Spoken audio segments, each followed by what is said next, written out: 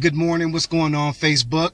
I'm about to go into a business convention, but you know what? I want to talk about something that I saw that I've been seeing here on Facebook and other type of media. Now we're at the end of January, and I'm really big on goal setting and planning out your future.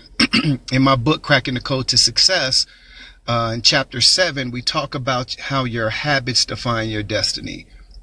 And what you do on a day-to-day basis is what's going to determine the outcome of your life.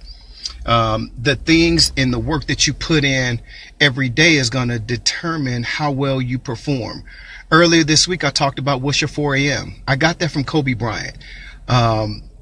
I love his mentality. I follow him quite a bit. I listen and study a lot of his words about the mentality he puts in.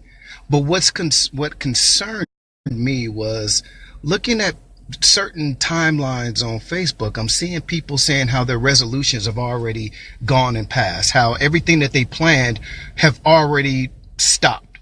And we're just now in January. So it led me to believe or start thinking about looking at the man in the mirror.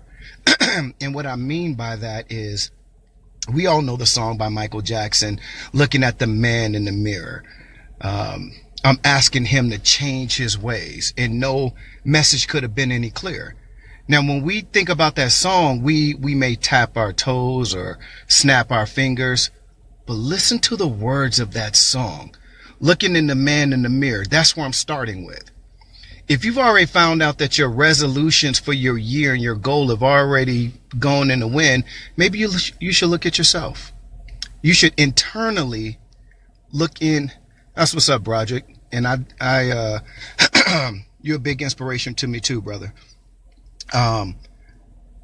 But you should look in the mirror at yourself. I see so many people self-sabotage themselves when it comes to success. And it can be relationships, it can be business. If you find yourself going through the same cycle every single year when it comes to business, if it comes to finances, if it comes to your relationship, your spirituality, then you need to look at yourself and not point the finger elsewhere. I remember reading an article, and I'll try to keep it brief, but I remember reading an article about this airline back in the 70s and 80s that had a substantial amount of plane crashes. And when they did the investigation, the airline kept saying, well, you're overdoing it, you're overblowing it. And one day, the government said, you know what, we're no longer going to allow our officials to use the airline. Then the Olympic Committee said, we're no longer going to let our athletes use your airline. Then the United States of America said, we're no longer allowed to let our people fly on your airline. And at that point, this particular airline said, okay, we need to look at ourselves and find out what's going on. And when they did, they said that their standards were far less than any other airline. But it was only until they looked internally and saw that what they were doing was not the right course of action. At that point, they changed their standards, their training habits, their pilot teachings. Now, that was 20 years ago, 30 years ago. To this day, now they're one of the top airlines in the world.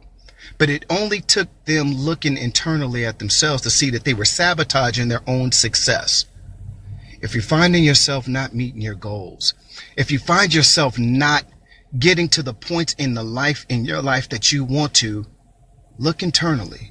Look at the man in the mirror and see if you can make that change to make a better you. It's Wednesday hump day, so I hope that this message can reach a couple of people. Anyway, make it a great day, Facebook.